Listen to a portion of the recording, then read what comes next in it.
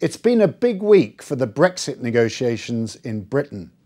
Government promises that it'll be all right on the night for the City of London when we leave in 2019, and accusations that Tory party members of Parliament objecting to the provisions of a withdrawal bill are so-called mutineers, and more threats to the authority of Theresa May.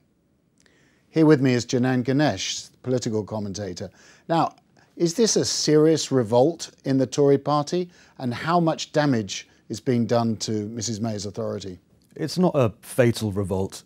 Even a lot of pro-Leave Conservative ministers are fairly relaxed about the criticism of this particular measure in the withdrawal bill from some of their backbench MPs. And the particular measure is the idea of encoding the date on which, in fact the time as well as the date, on which Britain will leave the European Union. So I think there'll be some kind of accommodation reached over this, actually. But it does suggest that Number 10 is sufficiently paranoid about this government falling at any moment at all.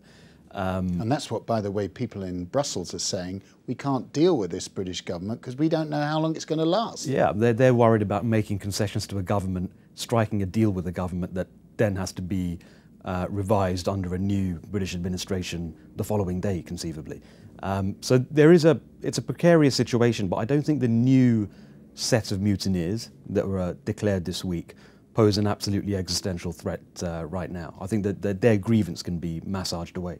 Interesting that on the front page of one national newspaper, the Daily Telegraph, these mutineers were identified almost like an identity parade, as if they're in a police station. It was like a Wild West saloon bar poster. Yes. And it did provoke, interestingly, quite a lot of criticism, that front page, even from pro-Leave Conservative MPs who don't want to go back to that quite unpleasant mood earlier this year when people were being called saboteurs by the press and by some of the more headstrong Conservative MPs. Because they are elected representatives of the people, and there was a referendum, it went one way to leave, but now the MPs' Parliament, which is sovereign, wants to scrutinise the bill. Completely, and very few of these MPs are saying our job is to sabotage Brexit. In fact, very few of them even want a second referendum. It's more about little grievances about the technical process of how we leave and the specific idea of naming a time and hardwiring that into legislation in a way that seems a little bit odd. And you wrote an interesting column again this week, Janan, commenting on the quality of the Brexiteers, the intellectual quality. Well, or even just the administrative quality and their ability to last in office without flaking away. It's been 18 months almost since the referendum. The referendum swept 52% of people who voted in a country of 65 million people. Many of those voters were intelligent, civic-minded people.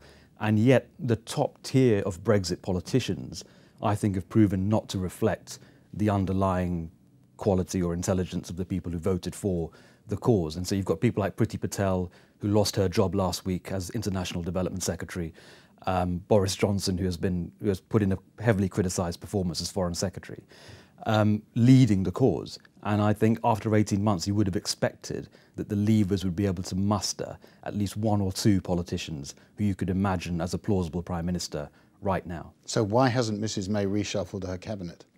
Because she's so weak that I think the act of sacking someone, especially from a big job like Foreign Secretary, which you would do in a reshuffle, is probably beyond her. It's not impossible that her position strengthens by the new year, that sufficient progress is declared in the talks in Brussels, and therefore she feels strong enough to do a ministerial reshuffle, but it's too provocative in the short term, I think. Now, we're talking about job security. Your favourite football team has decided to stay with Arsene Wenger and has a rather important football match coming up this weekend against Tottenham Hotspur. Yeah, in North London, a heavily European team will be taking on a strongly British team, and on this occasion, if on nothing else, I'm backing the Europeans. Yeah, generally I'm very pro-European, but on Saturday I think I'm going to be British national. You're a nationalist on Saturday? Yeah, I'm afraid so. Yeah. Thank you, Janan. Thank you.